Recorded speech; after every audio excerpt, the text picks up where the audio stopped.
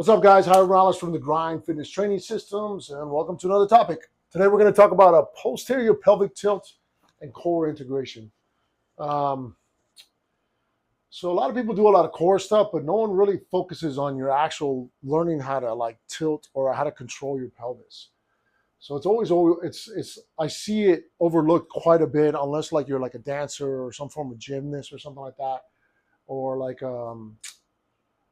a body weight kind of guy, calisthenics type of guy. Those are the only people that actually kind of put a little of attention to it. But the reason why I'm talking about it is because it's gonna help your overall fight game. So the first thing is the better that you control that the pelvic tilt with the core activation, you're going to increase your striking power, and it's overall just good for your spine because stability comes from the core, power comes from the hips. If you learn how to control your hips better, they work in conjunction with the stability of the spine.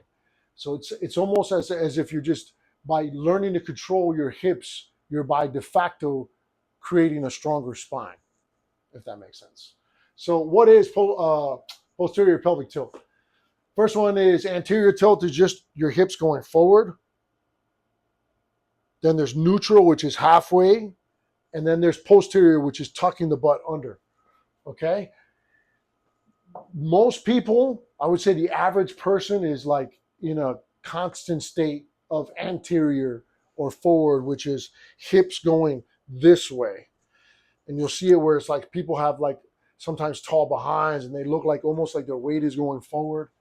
A lot of people actually move around like that. Very few people live in a neutral state. And then you'll see a handful of like posterior, like tucked under all the time. You usually see that in old people. Like if you look at an older person, they usually have a very extreme like posterior tilt. They're like sitting on their frame. Learning how to control the posterior pelvic tilt is learning how to control the anterior pelvic tilt, finding neutral for you. So working all three is part of learning how to control the posterior pelvic tilt. Okay, so why does this matter? So better pelvic tilts, better increased core engagement, increase intra-abdominal pressure, meaning that the pressure stabilizing your spine is much stronger. Increased glute firing for explosive hip extensions, so for kicks, and all types of variations of kicks. So that's why this in particular is maximizing your movement through learning how to do one specific controlled pelvic tilt. Why would you not want to do that? Now, what does a lack of posterior pelvic tilt look like? Control. Overarching lower back. So like I said earlier, like someone who has like a very extreme, almost like where their weight is like kind of going forward and their butt sticks out and up. Okay? Weak glute activation. You're going to feel that where your kicks are going to be crappy and things of that nature, where you can't get up in certain positions because you just don't have good glute activation. Core fatigue. You get a lot of that in grappling, where you almost get like borderline cramps. And then a lot of people with chronic hip and lower back tightness. You see this very, very, very, very common in general fitness. The majority of people have this from lack of posterior pelvic tilt, and this is general population, have a lot of chronic and lower back stiffness and or pain. In fighters, it's just exacerbated. It's just more intense than it is. Where the general fitness person is a low irradiation combination between tension and discomfort, where like with fighters, it's discomfort all the time. So yeah, you kind of want to avoid that. So avoiding this, getting these benefits just because you learn how to tilt your pelvis, that's crazy.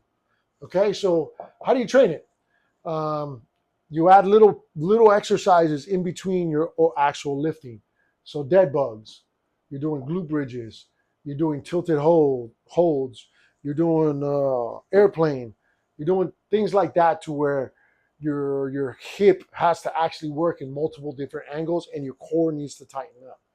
Okay, so you can also do planks with a posterior pelvic tilt. ab rollouts, because you have to do, in order for you to do the ab rollout effectively, you have to be in a posterior pelvic tilt. Otherwise, you won't be able to extend it properly.